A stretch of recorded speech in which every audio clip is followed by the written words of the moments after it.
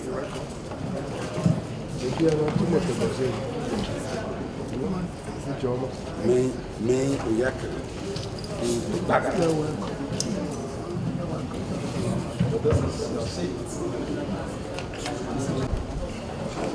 this one, no. This one for you. The other one for the back.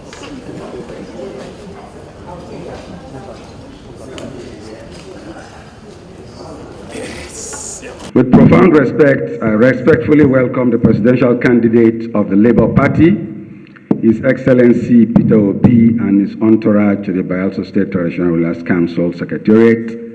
On behalf of the monarchs, other traditional rulers, and people of Bayelsa State, you are without any iota of a doubt and undisputed Owe that has come to our council today.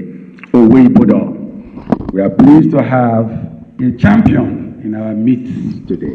Your Excellency, you are well aware that Bayelsa State is where the first ever commercially viable oil well 1 was discovered at Otuabagi in 1956, from where the first cargo of 5,000 barrels of excellent crude was shipped to Europe in 1958. Shipping out of the liquid gold has continued since then, some by oil thieves and others by the government, with the proceeds used to transform everywhere else in Nigeria and abroad, but not here. We are left to live with pollution from gas flares and oil spillages for all these decades. It may shock you to know that 26 years after the creation of Bayelsa State, the federal government of Nigeria has not been able to channel our oil money to provide for its workers a functional federal government secretariat in Yenagoa, the state capital.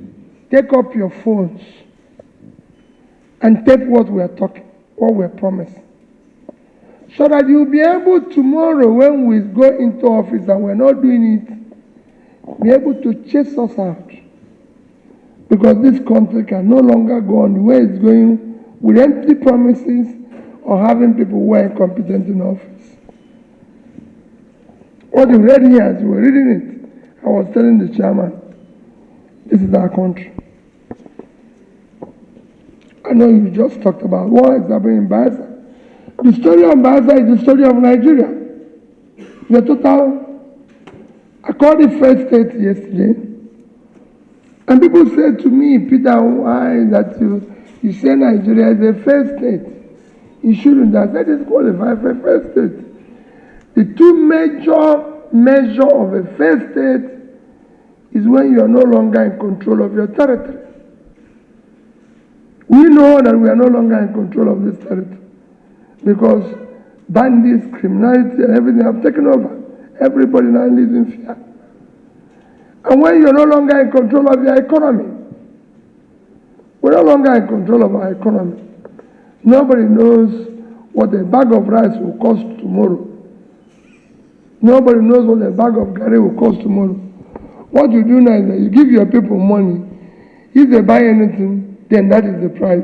Whatever price they come back with, that's it. Nobody knows the rate of exchange. Everything. That is the story of your country, which you know very well. People who are stealing all your people in government, let nobody tell you it's just small people who are taking buckets. No. The major oil stealing, the major people stealing oil are people in government. You use tanker to steal oil. It's not sweet you put in your pocket. It has to come with a big tanker. And we have a navy, we have a military, we have a security system. We monitor our waters when they come to carry it. And when they leave, they supervise it. And when you read what there is there and what we're losing because we're no longer meeting our quota, you find that if we have allowed it to go the way it's going and meet our quota, we'll be able to solve East-West Road. How much will East-West Road cost?